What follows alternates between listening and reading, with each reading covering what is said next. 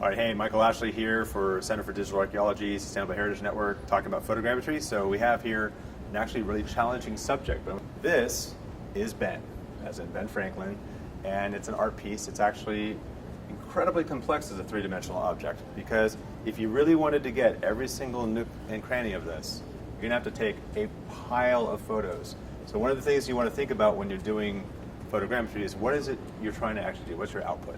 The classic output that people want is what's called an orthophoto, just a three-dimensional photograph that's actually in 2D, something that is flat but you can measure. So let's just say, for the sake of argument, that what we want to produce today is a version of this that we can measure. You need a couple of things. First of all, color checker. Now, if this were an archaeological artifact or a cultural heritage site, I would never do what I'm doing here, which is to physically touch the object. I'm just going to go ahead and place this color checker here in this scene, okay? Next, I have an iPad. Now, on this iPad, I'm using an application called Theodolite Pro. Theodolite Pro is fantastic because it records the time and the precise geolocation. It's actually amazing. And currently, it's telling me that it's got the geolocation down perfectly through magic, as far as I can tell. So I'm going to move back here and just take a photo here of the object.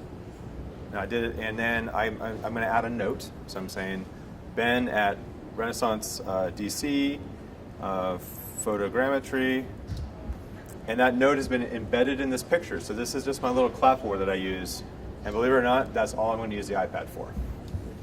Next up, camera. As I pointed out before, you don't have to use a super fancy camera to do this, but you do need a camera that can shoot camera raw. So little tiny point and shoots, Lumixes, 40 megapixel images, NEX, a couple $100, and you're really good to go. So you want to shoot in camera raw. This is something that I can put in front of the lens in order to record this actually terrible light. Now, it's another thing. You always can't control your lighting. Okay, in this case, we're in a hotel. The lighting is what it is. So I'm going to take this. I'm going to put my camera on manual focus. Turn it on. I'm going to take this guy, put it right here in front of the lens, and just take a picture. Okay. Now I have the scene. Doesn't have to be in focus, and I've recorded the lighting of the scene. Next up, I'm going to make sure I get the color checker in the most representational light here. So I'm going to have it be right here. In fact, that's a little bit better. And I'm going to make sure that I don't block the light. And I'm going to take a relative close-up of the color checker. Then I'm going to move it out of the scene. Now for the fun part while we're outside.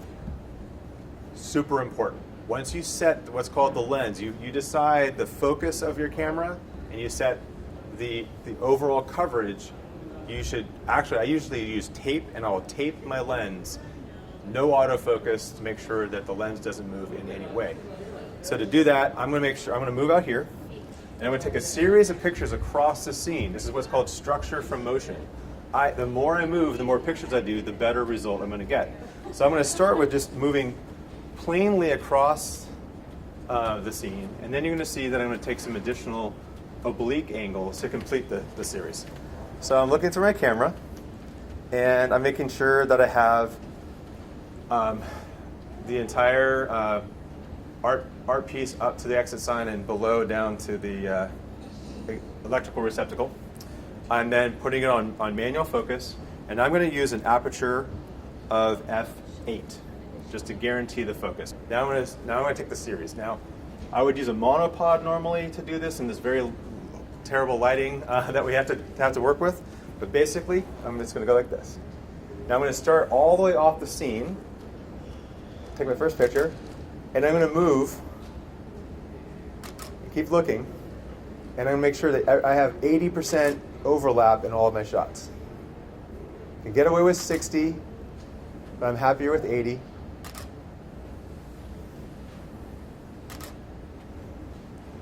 It's really great to have a second person helping you so you don't fall off a cliff or the escalator. And all the way across.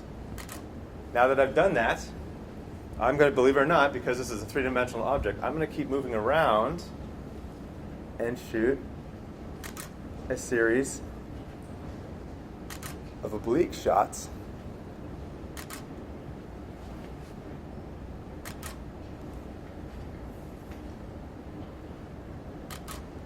And I'm going to come back around here and do the same thing. Now I'm making sure that the entire scene is in every frame.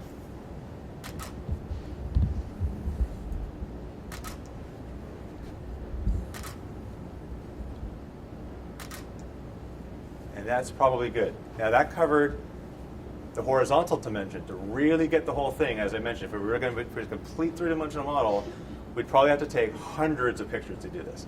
We want to take pictures up here, pictures below, close-ups to get every single angle. But for the purposes of producing a two-dimensional version, this will be perfectly fine. And that's pretty much it.